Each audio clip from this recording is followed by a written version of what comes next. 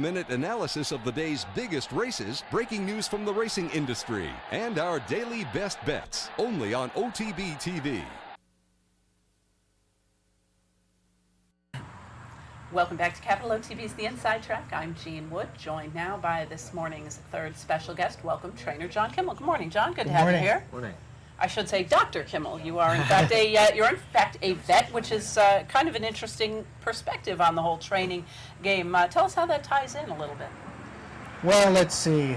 We got to go back a few years. I'm a 1980 graduate from the University of Pennsylvania Vet School and went down to South Florida. I practiced in an equine practice for a guy named M.B. Taglin for about 4 years. Then I had my own practice for another 3-4 years, at which time I kind of thought that my future might be different than just practicing on the backside. I've always had an interest in training and had actually pinhooked and had few horses that I owned with other trainers. So I kind of started slow and got a few horses. It took a while to get enough clientele because nobody really knew me from anybody. And I guess by the time the early 90s came around, I had a fairly large string. And by the mid-90s, I was up to 80, 90 horses in training, and had a very good run through the late 90s and into the early 2000s, and you know, things have just kind of progressed from there. It's tough to keep the ball rolling, but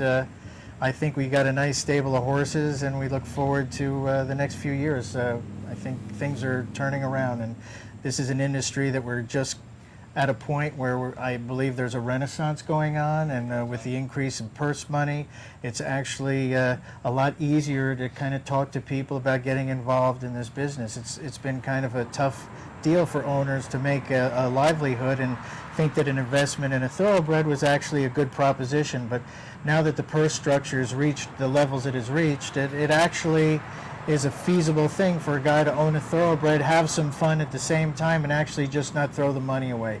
You actually have a good chance to get some return on your investment. It's a much easier way to sell horses if there's some backside other than just you're having fun. That's correct. You know, that's where I came up with the concept on this Summit Thoroughbreds, which is now in its second go-around. We kind of devised it to kind of take advantage or recreate all the things that ownership didn't like. They didn't like getting excessive bills. They didn't like the fact if they invested in one horse, the horse got hurt, they wouldn't have another opportunity. So in the Summit partnerships, we have actually put 4 horses in the group. They are horses that are 2-year-old sales graduates. That there's not much downtime between the purchase time in March or April, and the horses are getting to the races and not having to wait a year and a half. And so that downtime is great. I set it up so they don't get any bills. 75% of what I'd like to get a horse without any bills attached to it. That would be great. Nice. 75% of the capital that we raise goes to the purchasing, and the other 25% goes for maintaining and their expenses. And we kind of think that it creates a better situation for the owners, a better experience, and really that's what it's all about, creating a good experience, especially for new people. You sent out a good-looking 2-year-old filly. We're going to watch her race here. Now, whether or not the horse's name is pronounced Agilian or Agalion, we're not sure, but either way, she won on Monday. How did she come out of the race, and how happy were you with that powerful stretch run? She drops way out of it here early on. Well, the filly had always impressed me. Actually, I had never even worked her further than a half a mile in any of her morning breezes. But what got me... I believe she's number 6. Yeah, she's the 6th in here. She's 6, okay. And she's last here in the picture. But what had impressed me many times in her breezes is how well she would gallop out past the wire. I mean, there were many times that she would stay with her company, but once they passed the wire, she would gallop out, I mean, a solid quarter mile and have another eighth just to get her pulled up. So my instructions to Joel, and he did a great job, like all these 2-year-olds, help her a little bit out of the gate. You see she broke pretty well. Let her get her feet up underneath her, and I said, I think when it comes time, these horses up front might start to cave in. I think your filly should have enough. She seems a very efficient and a fit horse, and she's not a very big horse. So when he put her in the clear, you could see these horses are all starting to struggle, and he never really turned the stick over. He never hit her. He just kind of guides her through the lane here, and she draws off in a widening fashion to win by 5 3/4. Yes. Certainly a very impressive performance. Yeah, she was very sharp. Of course, a daughter of Lionheart, bred to be, a successful type of a horse in the early going. But she certainly looks like a one to keep your eye on, and a New York bred. We've talked a little bit about on the program about New York breds. Running a maiden race for $60,000. That's got to be a nice way to start your career. It certainly helps. I think this horse was purchased by Todd Quast, the manager for Goldmark Farm, and they bought this horse last year at the select sale, I believe, for about $60,000. So it's nice to come back and get a nice return straight away on your investment, and these kind of things that keep people viable in this game. One horse we wanted to ask you about from last year, you unleashed a horse on Traverse Day named Fire on Ice, who won his debut by about a pole on Traverse Day. He's been out since then. He's on the comeback trail. What is the latest on him? Fire and Ice had his second 5/8 breeze this morning. I stepped him up in company a little bit with a horse that has been running like 80 buyer numbers, and he actually broke off about 6-7 lengths behind and ran up right to him, and looked like he got a little late just the last few jumps. I think it was a solid effort. He went 102 and 1, galloped out pretty well, but to me he's still 2 or 3 works away from hitting the races, but so far, knock wood, everything's going well, and we all know the kind of talent he had for any horse to break their maiden by 10 on Traverse Day and run in 9 and change. He hopefully will be able to come back and show some of the brilliance he showed as a 2-year-old. We talked about your veterinary background. Tell us a little bit about your thoughts on Lasix, such a hot button issue. What do you feel about the administration of Lasix to racehorses? This is a question that many people ponder.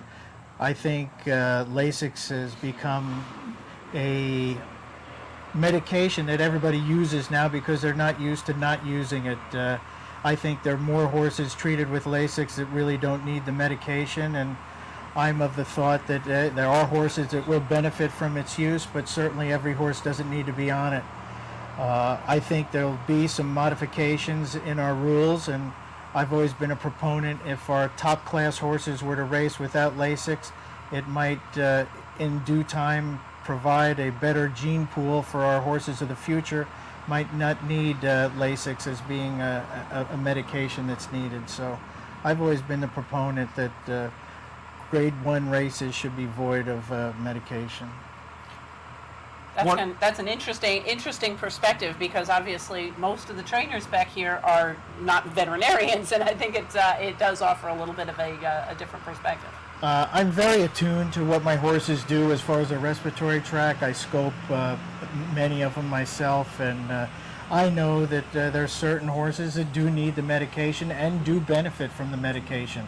And I think that's what has trainers, kind of concerned, because, they don't want to be sending horses over there that they're not going to be getting the best efforts and compromising their performance. So it's a concerning thing for people that are used to using the medication, but as time goes by, I don't think it'll be as dramatic as everybody wants to make it out to be.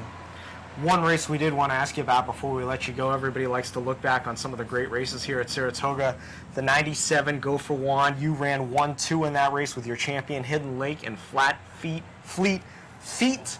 What are your memories? That horse was a bane on top. That race was probably the biggest swings of emotion that I've ever had in a race. It was kind of a great race, a grade 1 race. The owner of Hidden Lake, who had been just coming out of a grade 1 win down at Belmont, and looked like she was on the path to being an Eclipse Award caliber horse. I kind of thought that she was the best horse at 1 1/8 miles. My father is next to me, and he owns Fleet Feet. So I got Robert Clay here and Caesar Kimmel here. They were coming down the stretch, and they were head and head all the way in front of the rest of the field. And I didn't really know who to root for. It's kind of a dubious position. P.S. Hidden Lake wins the race. Fleet Feet second. Robert Clay's full of joy. My father's a little depressed. Doesn't take about another minute or two. We get the binoculars. We look to the mile pole up at the head of the clubhouse turn, and Migliori's jumping off Hidden Lake. He said she felt something and pulled up not great, so he jumps off the horse, and right away you have that sinking feeling. So you can have swings of emotion that are just so dramatic. But we were able to nurse her back. She came back, won the Beldane, and got later voted the Eclipse Award champion for that year in the distaff division. And to the best of my knowledge, you weren't disowned by your father either.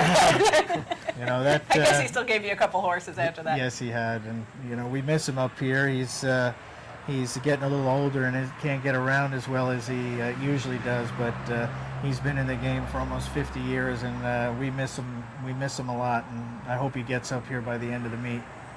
It would certainly be good to have him back here at Saratoga, a longtime staple here at the spa. And John, it's good to have you here with us at Saratoga and here on Capital OTB's The Inside Track. We certainly appreciate your time. Oh, my pleasure. Have a great day.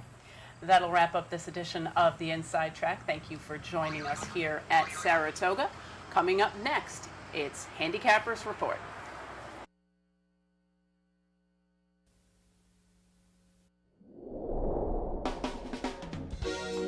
You're watching OTB TV, a service of Capital Off Track Betting.